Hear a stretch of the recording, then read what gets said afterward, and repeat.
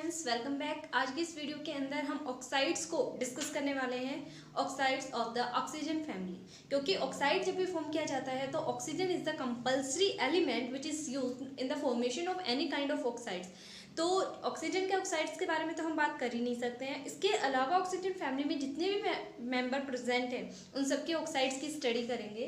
तो जनरली जब भी कोई एलिमेंट ऑक्सीजन के साथ रिएक्ट करता है तो वो ऑक्साइड फॉर्म कर देता है। क्या फॉर्म करेगा? ऑक्साइड फॉर्म करेगा। जो ऑक्साइड्स हैं यहाँ पर वो दो तरीके के हैं, डाइऑक्साइड एंड ट्राइऑक्साइड। ओके, कितने तरीके के हैं? दो तरीके के बनेंगे, डाइऑक्साइड और ट्राइऑक्साइड। डाइऑक्साइड के अंदर जैसे SO2, SeO2 and so on. Trioxide के अंदर क्या आ जाता है? SO3, SeO3 and so on continuously.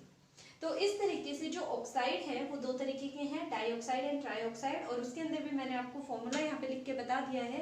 अगर दो ऑक्सीजन प्रेजेंट है सल्फर के साथ में, सेलेनियम किसी भी एलिमेंट के साथ में, तो उसे डाइऑक्साइड के नाम से जाना जाएगा। अगर तीन ऑक्सीजन प्रेजेंट है तो उसे ट्राइऑक्साइड के नाम से जाना जाता है। अब हम यहाँ पे डाइऑक्साइड की बात कर रहे हैं तो इसकी प्रिपरेशन कैसे होगी?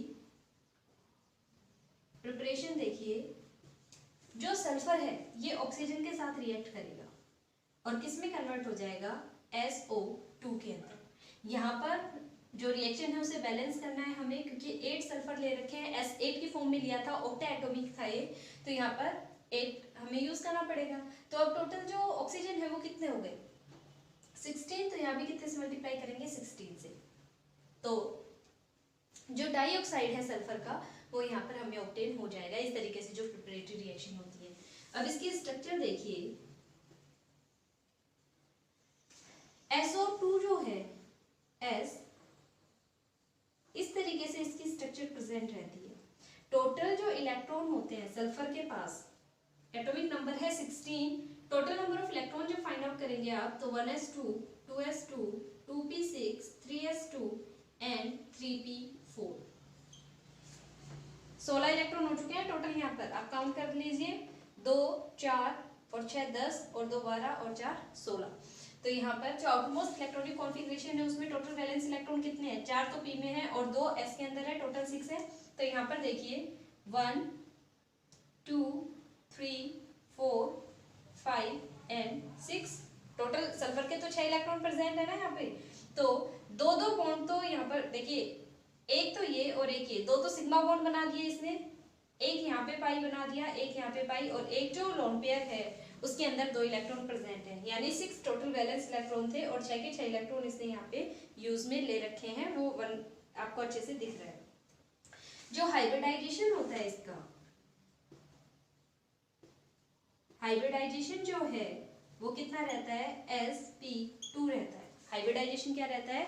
sp2 रहता है। तो अगर sp2 हाइब्रिडाइजेशन है यहाँ पर, तो sp2 हम कैसे फाइंड आउट कर रहे हैं? देखिए, ग्राउंड स्टेट के अंदर हम बनाते हैं सल्फर का, ये s ऑर्बिटल है और ये कौन सा है? p ऑर्बिटल है। s के अंदर कितने इलेक्ट्रॉन हैं? 2, और p के अंदर कितने हैं? 4। तो यहाँ पर हमने पूरे जो इलेक्ट्रॉनिक कॉन्फ़िगरेशन था वो लिख दिया है। ये 3s था और ये कौन सा है? 3p। किसके लिए बना रहे हैं हम? सल्फर के लिए। और ये कौन सी स्टेट है इसकी? ग्राउंड स्टेट है।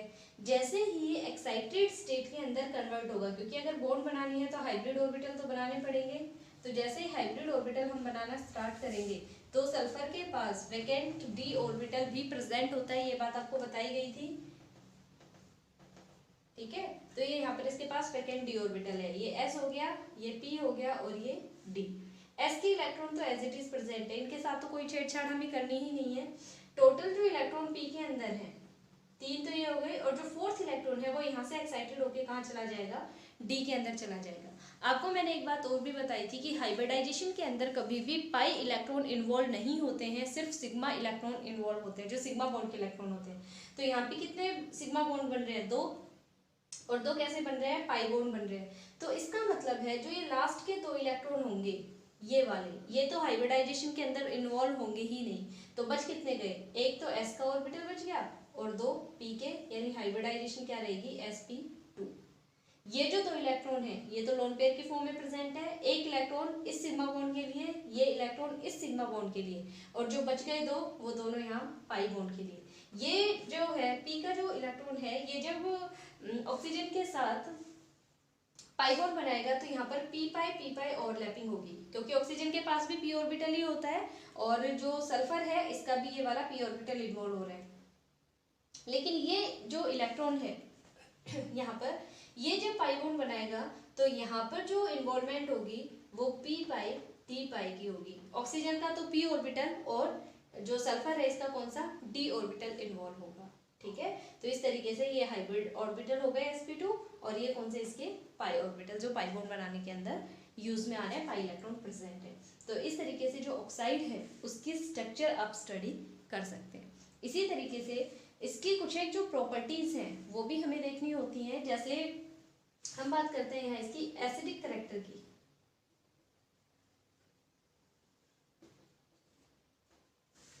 तो देखिए जब भी SO2 जो है ये वाटर के साथ रिएक्ट करेगा तो कन्वर्ट हो जाएगा H3SO3 के अंदर। चांसेस होते हैं सल्फ्यूरस एसिड बना सकता है ये, और जो कि कैसे नेचर का होता है एसिडिक इन नेचर होता है। अगर कोई भी चीज एसिडिक हो गई जिसके पीछे एसिड लगा दिया तो ऑब्वियसली वो कैसी रहेगी एसिडिक इन नेचर रहेगी, तो ये H पॉजिटिव आयंस को इजीली दे सकता है। तो जो इसका यहाँ पे इसकी प्रॉपर्टी है जो करेक्टरिस्टिक है वो किस टाइप का रहेगा एसिडिक रहेगा ये। क्लियर, तो ये एसिड बेस करेक्टर के अंदर इसमें बताया जाता है कि जो ऐसी जैसे मान लो सल्फर डाइऑक्साइड है या SiO2 है, ये सारे के सारे कैसे रहते हैं एसिडिक नेचर के रहते हैं। वाटर के साथ इन्वॉल्व होके ये क्या करेंगे H पॉजिटिव आयन को दे सकते हैं, एसिड में कन्वर्ट हो जाते हैं। लेकिन यहाँ पर जो TeO2 होता है, ठीक है, TeO2 जो है वो वाटर के अंदर इनसॉल्युबल होता है। तो इस वजह से अगर वो डिजोल्व नहीं हो रहा है तो जो एसिडिक प्रॉपर्टी या बेसिक प्रॉपर्टी के बारे में बात कर रहे थे वो यहाँ पर थोड़ी सी मिसिंग रहती है, ये एम्फोटेरिक नेचर शो करेगा। ओके, तो यहाँ पर देखिए जो स्टार्टिंग के दो हैं वो तो कौन सा नेचर शो कर रहे हैं, ये दोनों तो कैसे रहेंगे एसिडिक, वाटर के साथ क्योंकि इन्वॉल्व होके क्या बना देते हैं कॉरस्पॉन्डिंग एसिड बनाएंगे। जबकि TeO2 जो होता है ये और POO2 पोलोनियम और जो टेलुरियम होता है ये दोनों जो रहते हैं ये एसिडिक नेचर के नहीं रहेंगे, कैसे रहेंगे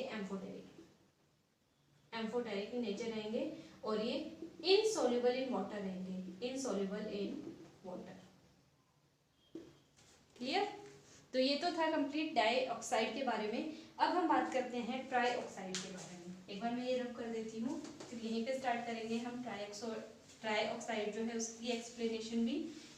तो डाइऑक्साइड आपने देख लिया, सेम ऐसे ही हमें ट्राइऑक्साइड की भी स्टडी करनी है। सबसे पहले हम यहाँ पर जो ट्राइऑक्साइड है उसके स्ट्रक्चर को ही एक्सप्लेन कर लेते हैं।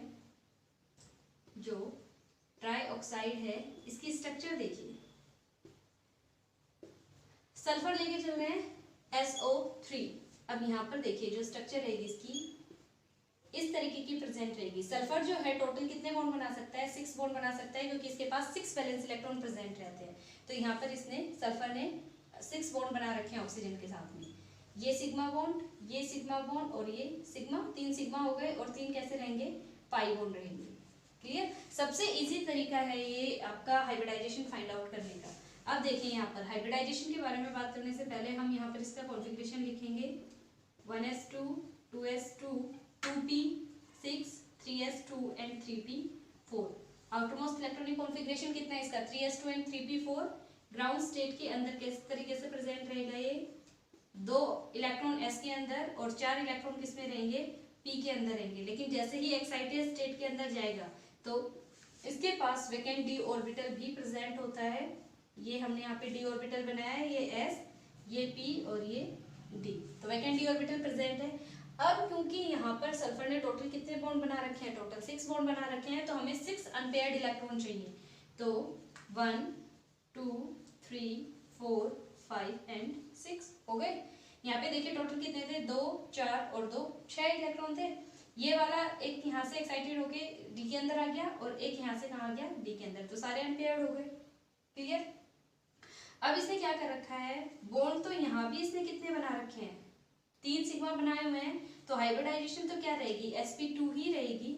और ये 3 कैसे हैं इसके जो पाई बॉन्ड बनाने के अंदर इन्वॉल्व हुए हैं, पाई बॉन्ड 3 है ना, 1 2 और 3, तो एक पाई बॉन्ड इसकी वजह से, दूसरा इसकी वजह से और तीसरा इसकी वजह से। और स्टार्टिंग के जो 3 इलेक्ट्रॉन होते हैं वो किस में यूज होंगे वो होंगे सिग्मा बॉन्ड में। तो 1 2 3 तीनों सिग्मा बॉन्ड के अंदर है। तो हाइब्रिडाइजेशन के अंदर सिर्फ सिग्मा बॉन्ड इन्वॉल्व होते हैं, पाई बॉन्ड इन्वॉल्व होते नहीं है। तो यहाँ पे क्या रहेगा sp2, और ये कैसा रहेगा, इसका तो रहेगा p पाई, इसका कैसा रहेगा p पाई d पाई, और इसका भी कैसा रहेगा p पाई d पाई बॉन्डिंग रहेगी यहाँ पर। ठीक है, ये वाली इन्वॉल्वमेंट रहेगी। और इस तरीके से जो सल्फर ट्राईऑक्साइड है वो आप उसकी स्ट्रक्चर बना सकते हैं आराम से। पता चल गया आप किस तरीके से इसकी ऑक्सीडेशन स्टेट फाइंड आउट करेंगे, या फिर जो हाइब्रिडाइजेशन है ऑक्सीजन का कौन सा ऑर्बिटल इन्वॉल्व होगा। ऑक्सीजन का हमेशा p ऑर्बिटल ही इन्वॉल्व होगा, क्योंकि ऑक्सीजन के पास वैकेंट d ऑर्बिटल प्रेजेंट नहीं होता, जबकि सल्फर के पास वैकेंट d ऑर्बिटल प्रेजेंट होता है। कुछ एक और ऑक्साइड्स हैं जिनकी स्ट्रक्चर मैं यहाँ पे बोर्ड पे बना देती हूँ, आप उन्हें नोट कर लेंगे। यहाँ पर देखिए जो रिमेनिंग ऑक्साइड्स हैं उनकी मैंने स्ट्रक्चर्स बना दी है ऑलरेडी, ताकि टाइम ज़्यादा कंज्यूम ना हो। ये तो हमने अभी बनाई थी SO3 की, वही बना रखी है। पाई बॉन्ड है तो इस तरीके से दिखा रखा है कि वो यहाँ पे डीलोकलाइज कर सकते हैं। प्लेनर ट्राइएंगुलर जो स्ट्रक्चर है वो इसकी स्ट्रक्चर रहेगी।